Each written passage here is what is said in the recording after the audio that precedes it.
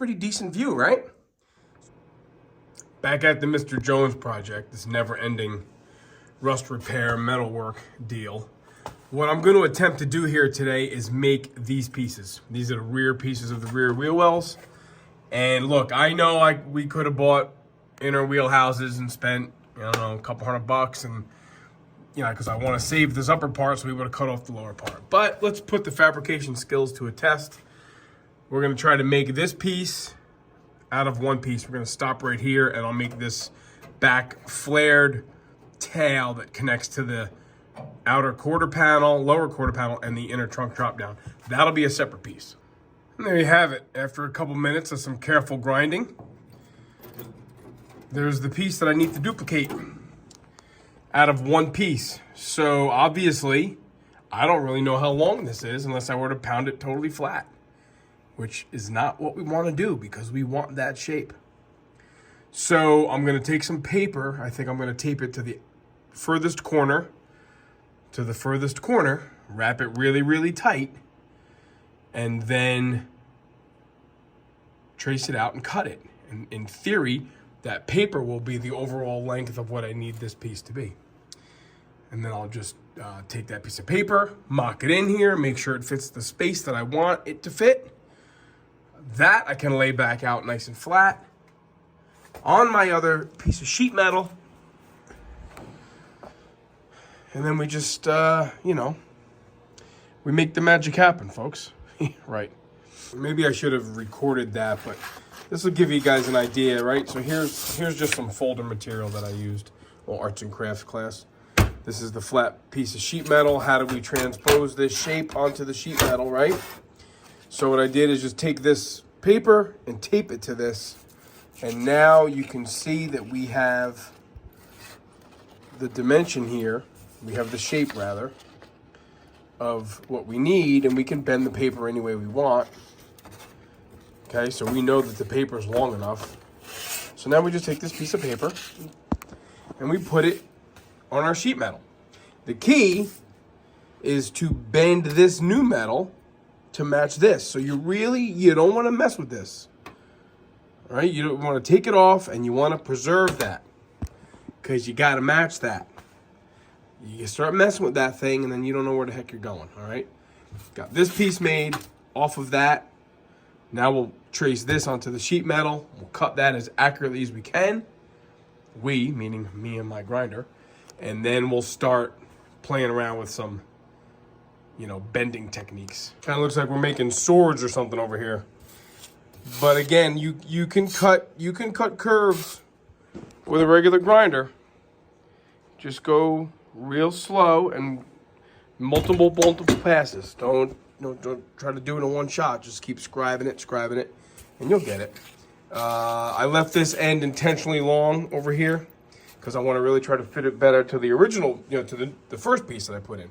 But here you go, okay? So now we have a template out of paper, traced it onto the sheet metal, traced it as accurately as possible, and we made this honey. No water jet, just a good old-fashioned 4.5-inch grinder, and there we have it. Now Steve-O's just got to bend this and tweak this to make the flat piece look like the not so flat piece. All right, after only a few minutes, not really that much time, I've come up with this. Now, if I had to share a trick with everybody, not that anybody's asking for a trick, here's what I do. Okay, I've made the piece on the bench. Let's see, I've made the piece on the bench to where it fits pretty good. Here's what I do. I sit right in my spot here, or wherever I'm working, with a nice coarse flap disc on a die grinder.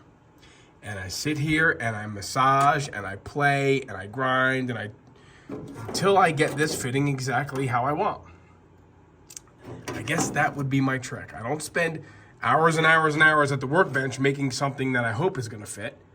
I spend a few minutes, well, a fair amount of time at the workbench, making a piece that I'm pretty sure I can make fit by match grinding and stuff the car. So let's put some of that to work, if that makes any sense. Let me get the compressor going. It's really not conducive to recording. It's just so stinking loud. But let's get the compressor going, get the die grinder going, and see if we can't make this really fit that like it's supposed to. And there you have it. A little bit of grinding, a little bit of cutting. This gets closed up here. That gap is nowhere near as big as it looks like on camera, guys. That's all right, we'll weld that right up. So there you go. Okay, so let me tack that in place and we start getting a real visual of some of these repairs. And then I'll get the pliers out of the way and it'll look better. There's the piece that came out. There's the piece that's in there. I'll show you guys in here. There's the front part, you know, spot welded in. And here's the new part. I'll weld this all up. And in here, you know, you'll say, oh, well, there's a gap there. Well, really what happens is when I build this part, this gets folded in like that, and it goes behind it. So this closes up. So there you have it, right? I did one of those. Now I guess I do this bad boy. A little before and after. None of this makes practical sense, so we may as well exercise our fabricating skills and learn something along the way, right?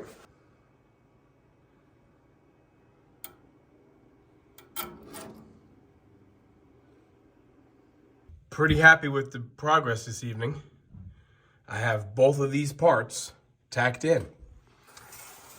Right, we saw this one, I made this one. I went into a little bit of detail how I make it, you know, the cardboard template. You know, I don't know how much people want to see of the fabrication part of it because everybody has their own techniques.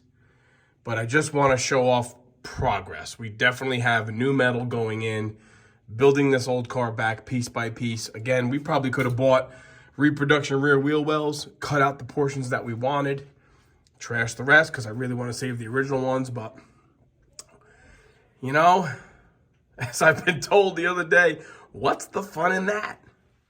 Much more fun to drive yourself crazy building these cool little parts. And obviously we'll metal finish all this. I'll weld this all up and it'll look nice. Now the next piece is these little scallops that go in here, the rear portion of the inner wheelhouse. You know, I'll take out the trunk drop down on that side. All of this to get ready to start trial fitting that trunk floor, which will need some more work. But this is good progress for one night. These two pieces cut out, fabricated, and tacked in.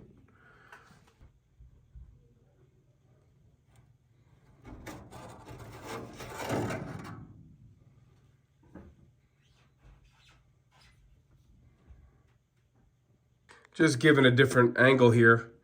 This is a little better view than we had originally, isn't it? We originally had a trunk floor that was completely rotted. We had wheelhouses that were completely rotted. We had tabs, you know, along the top of the rear seat panel that were just totally wrecked because I had to get the trunk pan out of there. It's nice to look at something shiny. Don't look at this. Let's start right there. How about that? It's nice to look at shiny stuff. Now we just keep on keeping on and towards the back here. A little encouraging. It's a little encouraging. Again, don't look at that. Look at this. Eyes front. Everybody, eyes front. Right there. All right, everybody. Here's my project for today. This is the rear driver's side inner wheelhouse. This is where it drops down here and connects to actually the trunk drop down, which I've cut out for access. But this is the most I have because the other side is really missing. So I don't even have anything to go by there. So over here, what I've done is my old paper trick. just to give myself a rough idea of the size and shape of the piece of metal that I want to make. These inboard lines here, they indicate a little bit of a roll. So let's start by cutting out a piece of flat sheet metal. I'm gonna go with a lighter gauge here. This is all 16 gauge.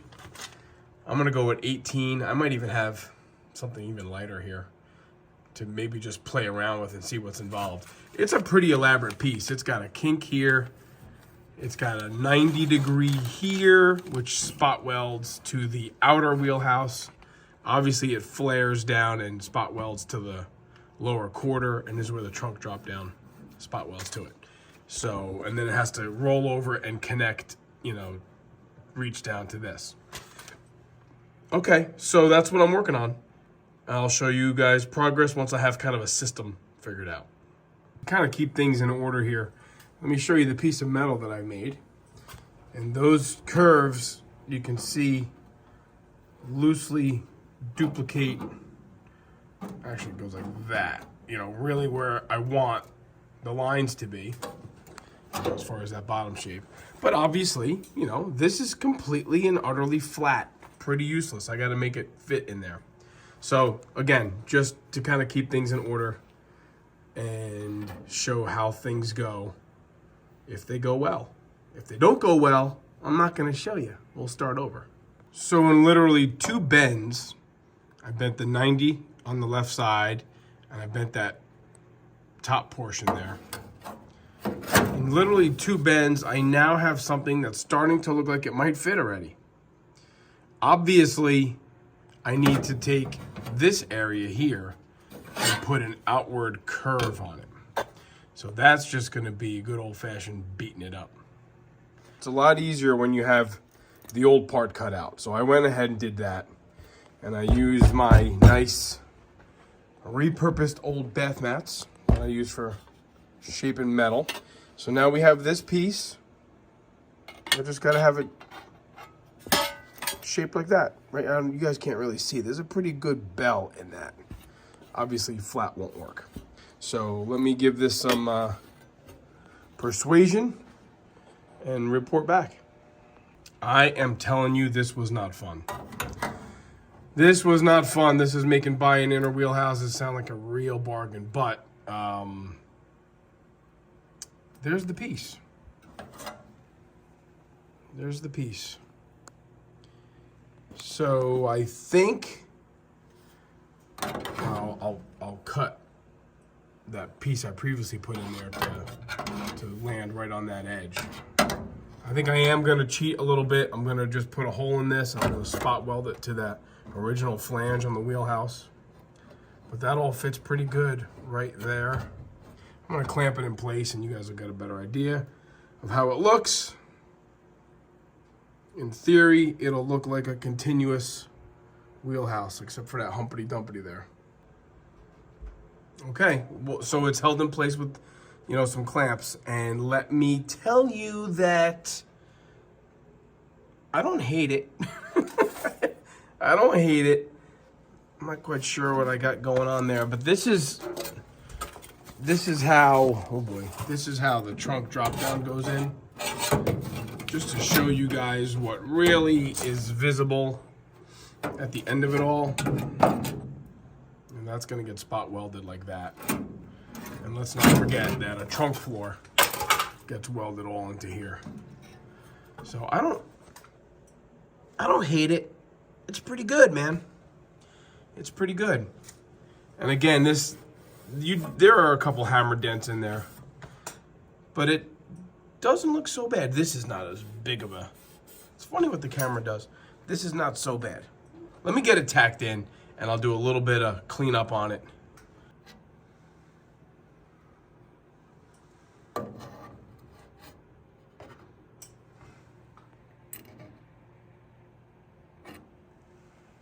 All right, I'm done patting myself on the back. That looks fine. Everything is good. Now I gotta muster up the energy to get going over here. So mirror image, right? Everything I did over here that seemed to work out acceptably well, that's fine. Do over here. The saying goes, the finest form of flattery is imitation.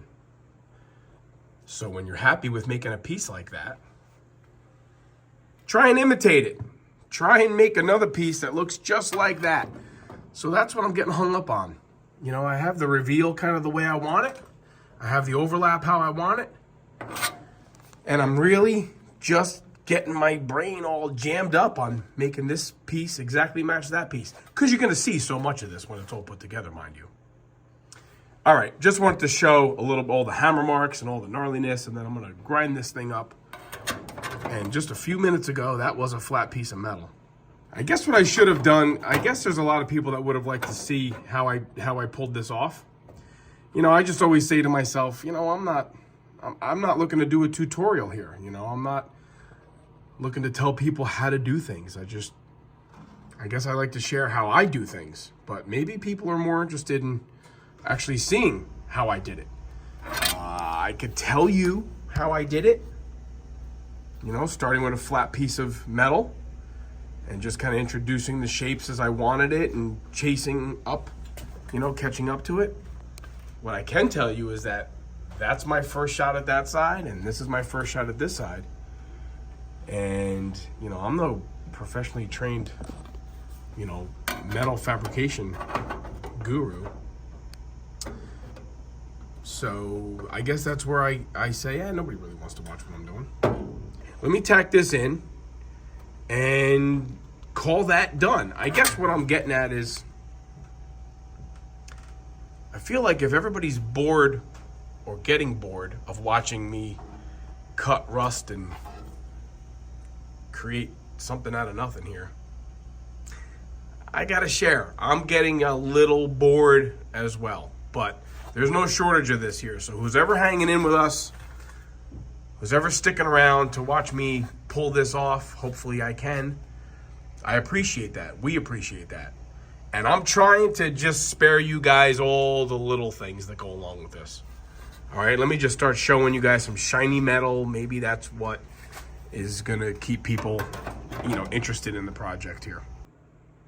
There it is. There's the inner wheel well patched on both sides. I guess it pays to take a minute and figure out how you want to do it. Think about it 2 or 3 or 4 times. Attempt to execute the plan one time. And then when you go to do the second one, it takes a fraction of the time. And it comes out kind of sort of how it's supposed to. Now, I know it looks to everybody like there's 3 pieces of metal here because there's 1, 2, 3 pieces of metal. This is all going to get welded up solid. This is going to get welded up solid. This is going to get ground smooth. This is how the original wheel well was stamped. Had this little ridge in there. So I just wanted to duplicate that for whatever reason. I wanted to do it. So this will get all modified once the trunk drop down spot welds into that. So it's not going to look like a Frankenstein fragmented piece of metal. When it's all done, it's supposed to look like one piece. But, you know, we all know what it takes to stick metal together and get it to where it's supposed to be, and then you go and do your finish welding. So I'm not quite sure why everything ended up with this little ducktail there, but that's just going to get, like I said, spot welded to when we get outer quarter patches here. Okay. So here we go, 1, 2, 3. We're gonna spot weld that piece in there above the rear seat panel. And now we can start moving back here. What I did last night is I drilled out all the spot welds here for the top part of the trunk. We're gonna clean that up and then we're gonna start, I think, probably tomorrow, not today, probably tomorrow, we're gonna start modifying that aftermarket trunk floor assembly to fit this car. Okay, big progress. Here's a perspective shot. This is what I had to start with. This is what was left over of the rear wheel well. This is all I had to go by, was that shape and that little curl that I wanted.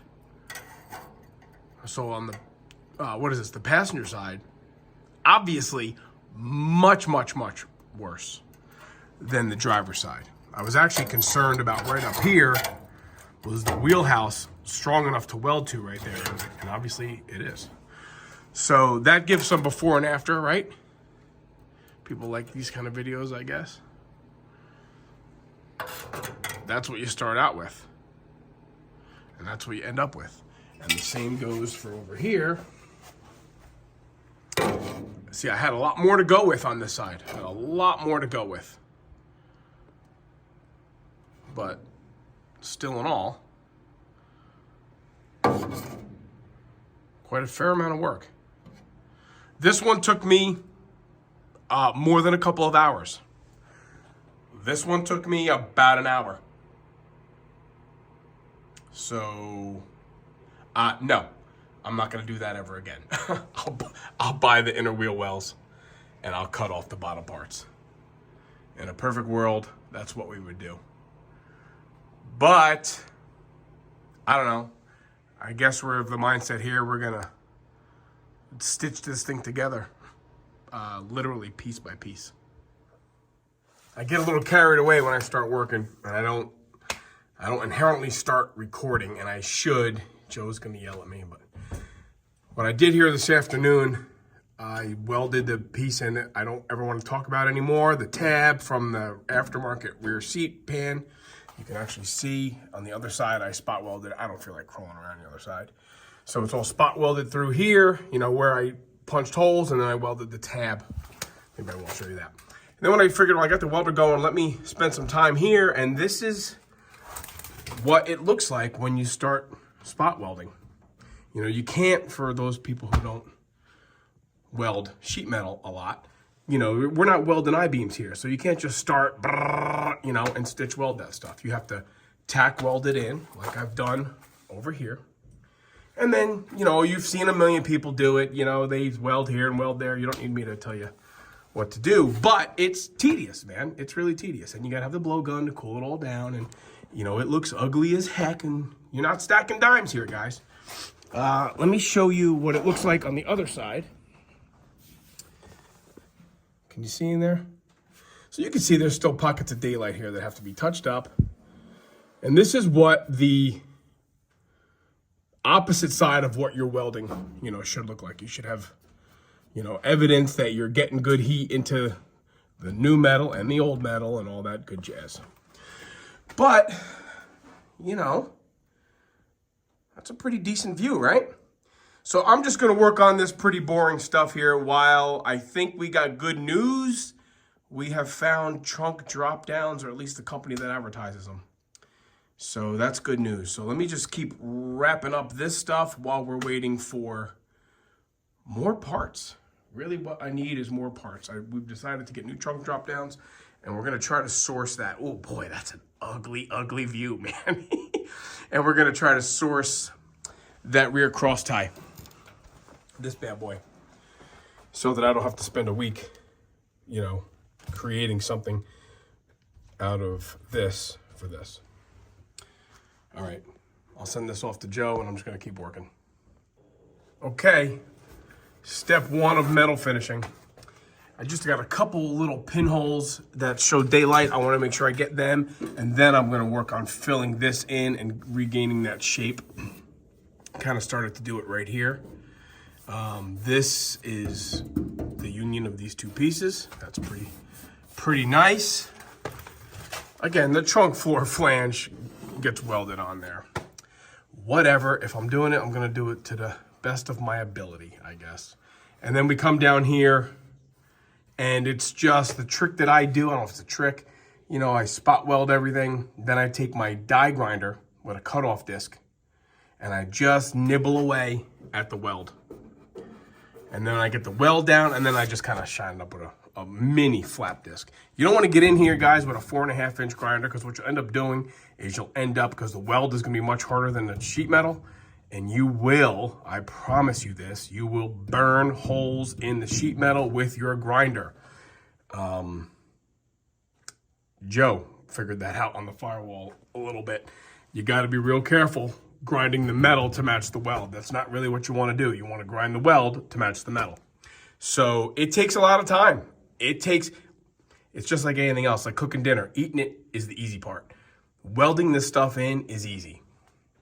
Once you have it cut and once you have it bent and once you have it fit, tacking it in is the easy part. Making it look like it never was, I have a fair amount of work left here. But making it look like it never was, you know, that's where the patience and, you know, psychosis comes in. So, okay. Step one of metal finishing. That got welded in today and plenty more to do. But that's it. We got a snowstorm coming. I got the truck ready. I'm gonna get some rest here tonight because I might be in the truck for the entire day tomorrow. Always a little exhausting there, so.